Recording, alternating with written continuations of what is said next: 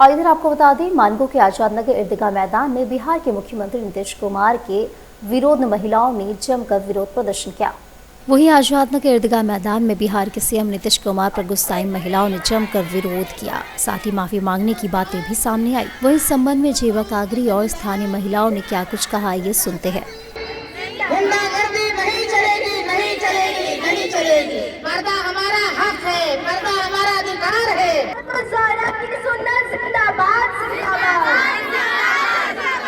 हमारा पर्दा जिंदाबाद, जिंदाबाद, जिंदाबाद। अभी ये हाल ही में जो हमारी मासूम बच्ची के साथ जो एक डॉक्टर हैं, जो इज्जत से वो स्टेज पर अपना सम्मान लेने जा रही थी और बिहार के जो सीएम हैं नीतीश कुमार जी ने उनके साथ अपमान किया, उनके हिजाब को अपने हाथों से हटाया और बल्कि उनके पूरे कमेटी के लोगों ने किया, ये बहुत अच्छा किया। तो आप समझ सकते हैं कि कोई भी धर्म हो, चाहे वो मुस्लिम हो, हिंदू हो, सिख हो, ईसाई हो, ये पर्दा उसके लिए एक बहुत ही बड़ा पावरफुल होता है कि वो अपने जो है लिबास का और अपने जिस्म का वो हिफाजत करती है। ठीक है, इसको किसी को भी अधिकार नहीं है कि वो उससे छेड़छाड़ करे।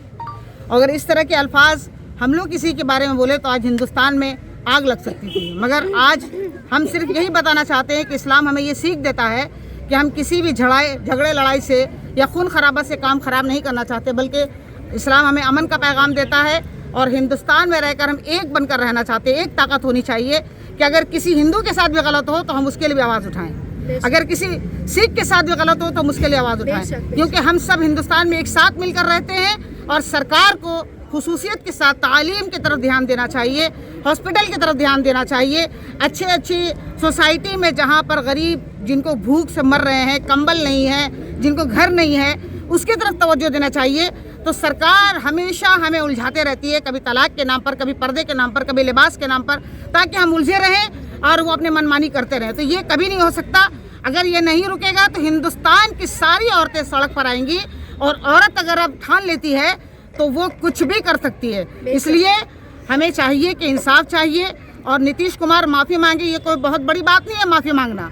माफ़ी मांगने से ही इंसान नहीं सुधर जाता है, वो अमल करके दिखाएं कि वो हमारा सपोर्ट करते। वो सीएम हैं, वो हम नहीं चाहते कि हम उनका अपमान करें, मगर वो हमारा अपमान करते रहते हैं। इसलिए हम चाहते हैं पूरे देश के जितने भी बड़े लोग हैं उनसे हम बहुत अदब के साथ ये पैगाम पहुंचाना चाहते हैं कि वो औरतों की इज्जत करें, औरतों को सम्मान दें, वो चाहे वो किसी धर्म की हो। ये है कि पर्दा एक ऐसी चीज़ है जो हिंदू कल्चर में भी बहुत फॉलो किया जाता है। हमने हिस्ट्री पढ़ी है कि जब रानियां घर से बाहर निकलती थी तो उनको डोली में प्रॉपर लेकर के जाया जाता था। ये हमने हिस्ट्री में पढ़ा है। तो पर्दा ऐसा नहीं कि ये सिर्फ हमारे धर्म का फरीज़ा है। अगर हम इस पर अमल कर रहे हैं तो ये बिल्कुल ऐसा नहीं होना चाहिए कि बार बार हमारे हिजाबात पे सवाल उठे और हमसे ये कहा जाए कि तुम हिजाब उतारो तब तुम्हें क्लास करना अलाउड किया जाएगा या तब तुम्हें यूनिवर्सिटी में एडमिशन दी जाएगी। तो मैं ये कहना चाहती हूँ, मेरे सबसे आगे पहले मेरा इस्लाम आता है, उसके बाद मेरी पढ़ाई आती है। अगर मेरी पढ़ाई को ये समझ करके कहा जा रहा है कि अगर ऐसा होगा तो ये होगा, तो हरगिज़ नहीं। अगर मुझे इस ड्रेस में पढ़ना अलाउड है तो ठीक है,